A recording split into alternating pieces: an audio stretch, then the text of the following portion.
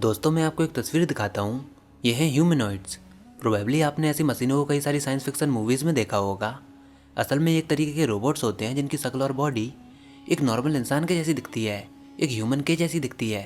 तो बेसिकली ये भी एक तरीके के रोबोट्स ही हैं। जिस तरह बाकी के रोबोट्स हम इंसानों के काम को आसान बनाते हैं, उसी तरह ये ह्यूमनॉइड भी नॉर्मल रोबोट के कंपैरिजन में हमारे काम को काफ़ी एफिशिएंटली और काफ़ी कम टाइम में करवा सकते हैं। लेकिन प्रॉब्लम ये है कि ये मशीनें हम इंसानों की तरह नहीं सोच सकती। जिस तरह हम चीज़ों को देखते हैं, जिस तरह हम चीज़ों को सोचते हैं, उस तरह ये ह्यूमनॉइड्स नहीं सोच सकते। और ये काफ़ी बेसिक सी बात है, क्योंकि हमारे अंदर लाइफ होती है, कॉन्शियसनेस होती है और फीलिंग्स होती हैं जो कि उनके अंदर नहीं होती। तो ये ऐसी मशीनें हैं जिनको इंसानों ने बनाया है, और इंसान एक ऐसी मशीन है जिसको नेचर ने बनाया है। और जब प्रकृति किसी चीज़ को बनाती है तो उसकी वर्किंग काफ़ी एफिशिएंट होती है। नेचर की सभी चीज़ें एक दूसरे के साथ जुड़ी हुई होती हैं। नेचर में चीज़ों को कॉन्शियसनेस, लाइफ और जीवन देने की ताकत होती है, और उसको ये पावर मिलती है केवल एक चीज़ से, और उस चीज़ को हम विज्ञान कहते हैं। सुनने में ये चीज़ काफ़ी बेसिक लग रही होगी, इनके बारे में तो हम सब पहले ही जानते हैं। लेकिन मैं आपको बता दूं कि ये बेसिक सी चीज़ें होती हैं ना, ये पूरी यूनिवर्स को गाइड करती हैं, जिनको हम बेसिक मानकर इग्नोर कर देते हैं। अगर हम उनको ढंग से एनालाइज करें, उनको ध्यान से सोचें, तो हमारे सामने इस दुनिया की एक अलग ही रियलिटी सामने आएगी। जिस तरह हम थ्योरी ऑफ एवरीथिंग की तरह सालों से करते हुए आ रहे हैं, हो सकता है जिसको हम काफ़ी कॉम्प्लेक्स थ्योरी मान रहे हों, हो सकता है वो एक काफ़ी बेसिक सी थ्योरी हो जो कि हमारे सामने ही मौजूद हो, बट हम उसको नहीं देख पा रहे हों, क्योंकि हो सकता है कि वो एक बेसिक सी थ्योरी हो, और बेसिक सी चीज़ों पर हम ज़्यादा ध्यान नहीं देते। खैर, थ्योरी ऑफ एवरीथिंग क्या हो सकती है इसके बारे में हम किसी और वीडियो में डिटेल में बात करेंगे। तो आज मैं आपको इन्हीं बेसिक सी दिखने वाली चीज़ों को एनालाइज कराने की कोशिश करूँगा। तो देखिए, लाइफ को हम एक तरीके की साइंस मानते हैं। अगर आप मुझसे पूछते हो कि लाइफ को एक सिंगल सेंटेंस में डिफाइन करो, तो मैं एक ही बात कहूँगा, life is the process of all the chemical reaction occurring in our body which are following the physical laws. वैसे ये डेफिनेशन कोई न्यू डेफिनेशन नहीं, इसके बारे में मैं पहले भी आपको एक वीडियो में बता चुका हूँ, बट आज हम इसको एनालाइज करेंगे। तो मतलब क्या हुआ, लाइफ एक तरीके की साइंस है। अब हम इंसानों ने साइंस को 3 कैटेगरीज में डिवाइड किया है। पहली फिजिक्स, दूसरी केमिस्ट्री और तीसरी बायोलॉजी। जिसमें से सबसे पहले फिजिक्स में हम प्रकृति के नियमों के बारे में स्टडी करते हैं, केमिस्ट्री में हम एलिमेंट्स के बारे में पढ़ते हैं, उनकी रिएक्शंस के बारे में पढ़ते हैं, और बायोलॉजी में हम लिविंग ऑर्गेनिज्म की स्टडी करते हैं। ये सब काफ़ी बेसिक सी चीज़ें हैं जिसको आज एक 6ठी क्लास का बच्चा भी जानता है, और प्रोबेबली आप भी जानते होंगे। और विश्वास मानिए कि हर एक फिजिक्स, केमिस्ट्री और बायोलॉजी की किताबों में किताब की स्टार्टिंग इसी सेंटेंस के साथ होती है कि what is physics, what is chemistry और व्हाट इज़ बायो। और प्रोबेबली मेरी तरह आपने भी इस चीज़ को ज़रूर नोटिस किया होगा। और हमारे टीचर्स भी अपने पहले सेशन की स्टार्टिंग इसी सेंटेंस के साथ करते हैं कि व्हाट इज़ साइंस।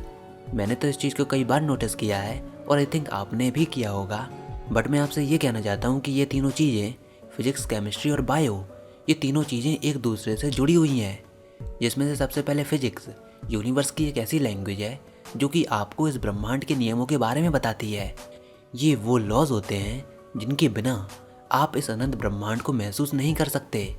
बस ये खाली लॉज ही होते हैं।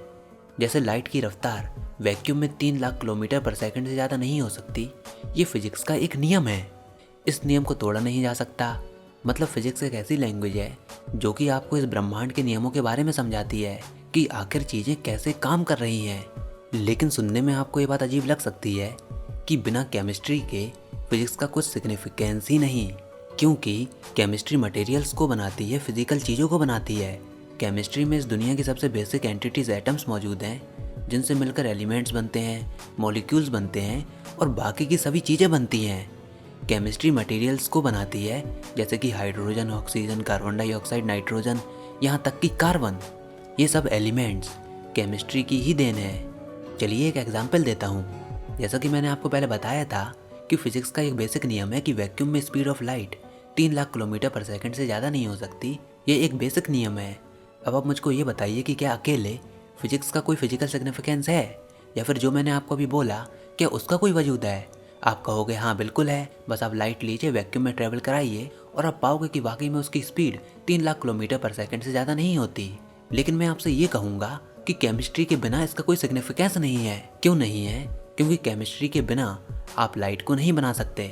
दरअसल लाइट एक तरीके की इलेक्ट्रोमैग्नेटिक रेडिएशन होती है जो कि इलेक्ट्रिक और मैग्नेटिक फील्ड के वाइब्रेशन से बनी हुई होती है। लेकिन अगर आपने केमिस्ट्री को काफ़ी अच्छे से पढ़ा होगा तो आप इस चीज़ को जानते होंगे कि मैग्नेटिक फील्ड इलेक्ट्रॉन के स्पिन मोशन के कारण आती है, जिसको हम इलेक्ट्रॉनिक स्पिन बोलते हैं या फिर स्पिन एंगुलर मोमेंटम बोलते हैं। अब इसी तरह जब इलेक्ट्रॉन अपने हायर एनर्जी ऑर्बिट से लोअर एनर्जी ऑर्बिट में जंप करते हैं तो इलेक्ट्रोमैग्नेटिक रेडिएशन इमिट होती है, और वो इलेक्ट्रोमैग्नेटिक रेडिएशन हो सकती है कि वो विजिबल लाइट की फ्रीक्वेंसी की रेंज में हो, जिसकी रफ्तार वैक्यूम में 3 लाख किलोमीटर पर सेकंड से ज़्यादा नहीं हो सकती। मतलब इनडायरेक्टली आप देखोगे कि ये सब एकदम से केमिस्ट्री पर डिपेंड हो गया। ऐसे ही आप देखोगे कि इस दुनिया का सबसे लॉन्ग रेंज वाला फोर्स यानी कि ग्रेविटेशनल फोर्स खुद अकेले वर्क नहीं कर सकता। अगर मास ही नहीं होगा तो अट्रैक्शन ही नहीं होगा, और अगर मास होगा तो ग्रेविटेशनल फोर्स भी होगा। और मास कब होता है? जब वो ऑब्जेक्ट किसी केमिकल एलिमेंट से मिलकर बना हुआ हो। यानी कि फिजिक्स को अप्लाई करने के लिए आपको केमिस्ट्री की ज़रूरत होती है। फिजिक्स आपको लॉज देती है और केमिस्ट्री आपको प्लेटफॉर्म देती है जिन पर आप उन लॉज को अप्लाई करते हो। आप कोई भी केस ले लीजिए, आप हर केस में यही पाओगे कि इनडायरेक्टली फिजिक्स और केमिस्ट्री आपस में जुड़ी हुई हैं, जिनके बेसिस पर ये पूरा ब्रह्मांड और यूनिवर्स वर्क कर रहा है। अब आपने इस चीज़ को तो ज़रूर देखा होगा कि हमारा यूनिवर्स कितना बड़ा है, कितने सारे प्लैनेट्स हैं, कितने सारे स्टार्स और कितनी सारी गैलेक्सीज मौजूद हैं, जो कि किससे बने हुए होंगे? फिजिक्स और केमिस्ट्री के इंटरेक्शन से। लेकिन कभी आपने सोचा कि उन प्लैनेट्स पर लाइफ क्यों एग्जिस्ट नहीं करती? अगर हम अपने सोलर सिस्टम की बात करें तो केवल अर्थ पर लाइफ एग्जिस्ट करती है। और वो कैसे? जब फिजिक्स और केमिस्ट्री को आपस में जोड़ा जाता है तो उसमें कई सारी पॉसिबिलिटी एग्जिस्ट करती हैं, हजारों और लाखों पॉसिबिलिटीज एग्जिस्ट करती हैं, जिसमें से एक पॉसिबिलिटी ऐसी होती है जिससे जीवन का निर्माण होता है, जिसके ऊपर कई सारे फैक्टर्स डिपेंड करते हैं। और जब इन सभी फैक्टर्स को कंबाइन किया जाता है तो हमको मिलती है बायोलॉजी, जिसमें हम पूरे एवोल्यूशन को पढ़ते हैं कि किन किन फैक्टर्स के बेसिस पर अर्थ पर जीवन पॉसिबल हो पाया। वो कौन से फैक्टर्स थे जो कि लाइफ को अचीव कराने के लिए ज़रूरी थे, कैसी फिजिकल और केमिकल कंडीशन मौजूद होनी चाहिए, कौन से अमीनो एसिड्स मौजूद होने चाहिए, उन सब की स्टडी हम बायोलॉजी में करते हैं। तो अब आप पाओगे कि ये तीनों चीज़ें आपस में जुड़ी हुई हैं, और इसलिए जो नेचर की प्रोसेस होती हैं वो काफ़ी सिलेक्टिव होती हैं। हमारे नेचर को सिलेक्शन काफ़ी पसंद है। लाइक आज हम एनर्जी के नए सोर्स को खोज रहे हैं क्योंकि फॉसिल फ्यूल ख़त्म होने वाला है, और हम चाहते हैं कि हम अपनी फ्यूचर जनरेशन्स को एक एनर्जी का काफ़ी अच्छा सोर्स दे जाएं। तो उसके लिए हम अलग अलग तरीके अपना रहे हैं, जिसमें से सबसे पॉपुलर है न्यूक्लियर एनर्जी। और न्यूक्लियर एनर्जी में भी हम वर्क कर रहे हैं न्यूक्लियर फिजन पर। लेकिन न्यूक्लियर फ्यूजन में दिक्कत ये है कि ये काफ़ी रिस्की है, और दूसरी सबसे बड़ी बात, ये हमको एनर्जी तो देती है लेकिन उससे भी खतरनाक ये हमको न्यूक्लियर वेस्ट भी देते हैं। साथ ही साथ यूरेनियम, जिससे ये रिएक्शन पॉसिबल होती है, उसका अबंडेंस भी हमारे पास नहीं है। लेकिन वहीं दूसरी ओर बात करें नेचर की, तो यहाँ पर बिल्कुल उल्टा होता है। नेचर परफॉर्म कराता है न्यूक्लियर फ्यूजन, जो कि हमारे सन में भी होती है। न्यूक्लियर फ्यूजन से जो आपको एनर्जी जनरेट होती है उसका अमाउंट न्यूक्लियर फिजन के कंपैरिजन में काफ़ी ज़्यादा होता है। और सबसे बड़ी बात, इसके लिए जो एलिमेंट की रिक्वायरमेंट होती है वो है हाइड्रोजन, जिसका अमाउंट नेचर में भर भर के है।